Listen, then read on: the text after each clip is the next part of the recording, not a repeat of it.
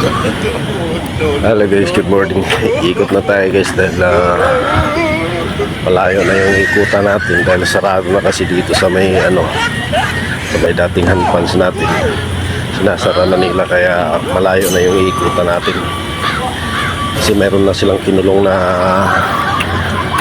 cyclone wire, nakita nyo may bakod na kaya malayo na yung ikutan natin. Iikot na tayo doon sa kabila tapos paghahanpas natin ang problema natin dahil yun nga, malayo yung ikutan natin pero no choice tayo dahil pag hindi tayo maghahanpas wala, hindi tayo mababayaran.